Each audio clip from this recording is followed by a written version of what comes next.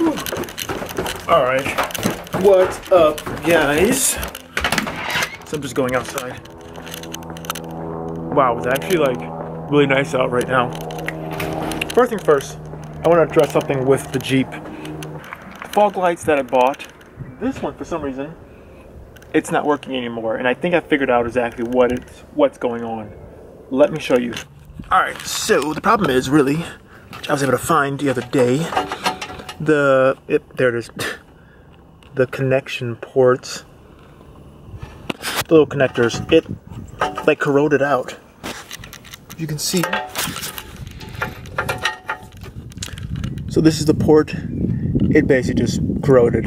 I don't know if this could be fixed or not. I'm gonna try, see if I can resolder it. But yeah, so that's kind of a bummer that it happened. So I'm gonna take this out and then take it inside, see if I can fix this. If I can't, then I can't, but I'm gonna at least try. Granted, this whole kit was like 40 bucks, so you know, it's not the most expensive thing in the world, but still though, if I can fix it, I will. If I can't, then I won't. But, so that's issue number one. Issue number two was the other day when I was driving, my radio, for some reason, it just cut out on me, and it just wouldn't turn on. Alright, so I just realized one major thing. I'm on my way to work. I was actually about to start filming, doing another video, realizing my radio, it's not working right now. Like, I can't turn it on or do anything. It has been raining hard. I don't know if that has anything to do with this, but I do notice as well, there's like water on my floor, like a lot more than normal. So I'm not sure. I think it could be because of the, I know the like underneath the hood, sometimes water will come in through the passenger footwell, and that's the reason why when I took out the carpets, there was water underneath there. I'm not fully sure, but my radio isn't working, and that's a big problem. Actually, it was just off when I turned the car on. It just wouldn't turn on. Two things I think could be possibly the culprit. First thing was it was raining really, really hard that day, and some water did get in, and it was like water was pooling down there. So I think maybe that had something to do with this. But it started working again. So when I turn the car on, actually this should, yeah, so it's working now. But before it just wasn't. So I'm not sure if a fuse got wet, something got wet behind the dashboard or not. I think that's because the light bar do have the cords coming down. So there's like a little bit amount of water can get through, and sometimes it will drip down. So I think maybe that's why the water was pooling here. That's my first thought. Second thought is doing some research. I know that there was some water like underneath the carpet here before. Some people say the hood cowl, if it's not cleaned out completely, water will like soak in. So that's what I think. So that's what I really think is going on with the water. Hopefully the water issue will, if I fix that, that'll fix the radio issue. Probably won't do that today. I wanted to see if I can fix the fog light for today. All right, so my goal for today is to take the fog light out, see if I can fix that. I may try to reroute the cord for the light bar just back inside somehow. Really, if you guys saw my installation video, you're supposed to like route it underneath, going through the firewall, but this cord wasn't long enough, so I had to kind of route it this way. It's kind of a mess, but see if I can work on that. It's kind of cold out today, so I don't really want to be outside working on the car really that long. So I'm going to take that off and see if I can bring it inside and see what I can do. So yeah, let's take this fog light off and let's see what it looks like. Hey boy.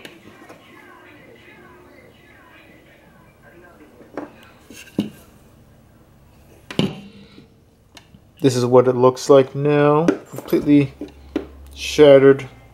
Some corrosion in there. And some corrosion there. This might be done for, but I'm going to at least try. If it works, it works. If it doesn't, it doesn't. But I'll give it one quick try to see if I can make it work.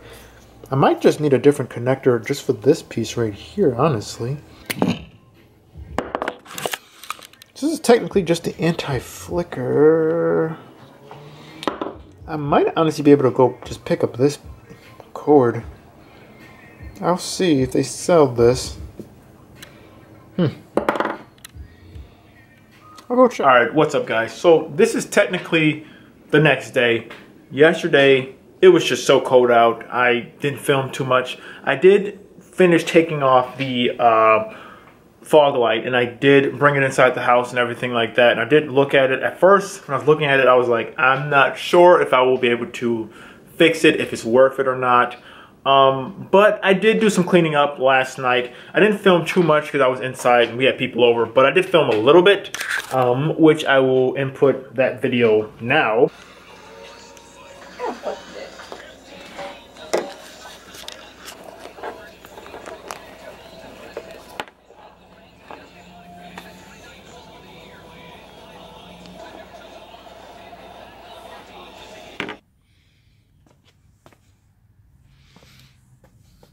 So essentially what I did to make things real easy, I cut the wires for, actually the only piece that really was corroded was just right here, the piece that connects to the stock, I believe the fog light, like port, whatever. Yeah, so just this piece was corroded out. So I was able to cut those wires, I guess like stick it back in and clean up the connecting ports inside here. It was like kind of corroded out, and I just taped everything back up with some electrical tape. I did a test fit last night and it seemed to have worked. I'm gonna do it again before I wire everything back up, but you know, in my first initial testings it seems to work, and yeah, so that's fine, so I'm happy about that. So yeah, as you can see, there's a giant hole still right there for the fog light. This piece I took out.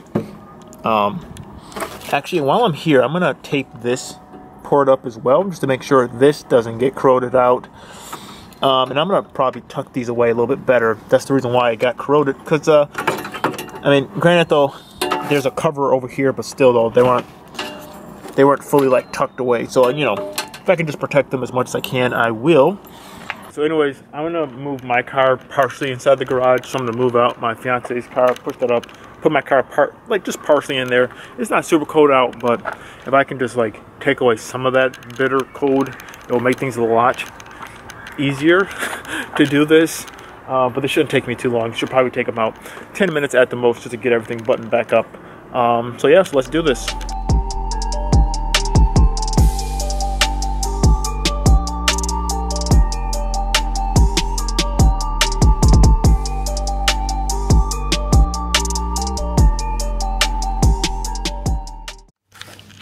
Alright, so I ran into a small little dilemma. I can't find, I had like a Ziploc bag of all the little bolts and everything. When I took off the bumper, because you have to take off the front bumper to get access to this thing to stick those things off. Only because it won't fit underneath. There's like a bar underneath there that the fog light is physically just too big to fit in between it. So you have to take it off. Well, I have seen people able to get it out. I think that's, you know, it would probably be a lot easier if you lift up the car, but I don't have access to a lift, so for me it was easier to just do things this way. I can't find the thing, so I'm gonna have to go and look for it real quick. Hopefully I can find it, because that has the, yes, obviously the bolts for this, for the bumper, but it has the screws to screw this back into place. So yeah, I'm gonna have to go find that. But I did tape up this other fog light connector, so that should be good. Yeah, so let me see if I can find this thing. Okay, good. I found it. I almost had a mini heart attack. I thought it got either misplaced or thrown out or something. Oh, almost had a mini heart attack, but I found it. So good. So yeah, have the like those little rubber, or not even rubber, they're like plastic, like little bolts that you put in for the bumper and everything like that. Not the bumper, the grill. So yeah, so let's get the stuff hooked back up and just try to finish this up.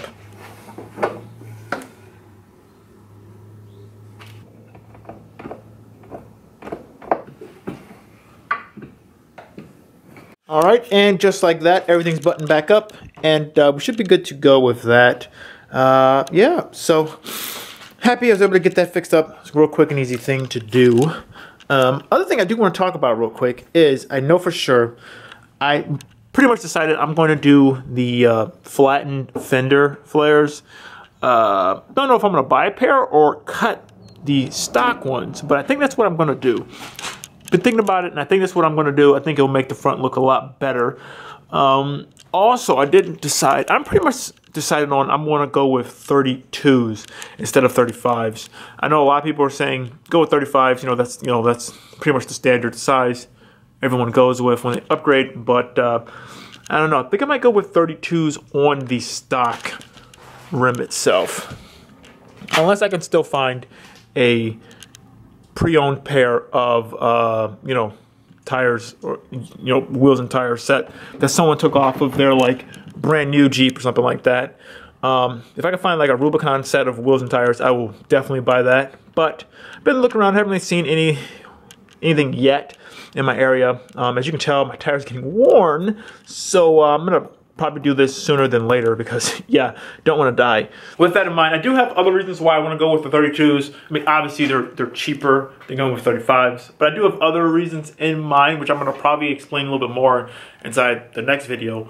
But yeah, I don't know. I'm liking, at least so far, the way the Jeep is turning out. I think it's turning out okay. Definitely this summer, I want to definitely get a lot more parts and do a lot more stuff. It's just that it's been so cold out. Like literally doing this, I'm already getting cold, and already, I've only been outside for maybe half an hour, if that. But yeah, so that's pretty much my future plans, my immediate plans with the Jeep. I know I definitely, after I do that, I want to do a lift kit, a small lift kit.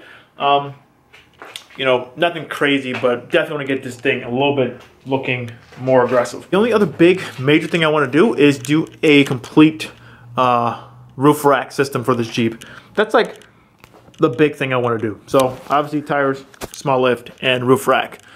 Yeah, and then small little knick-knack things. But yeah, I am keeping all of the stock parts for the Jeep. So all the stock parts I still have.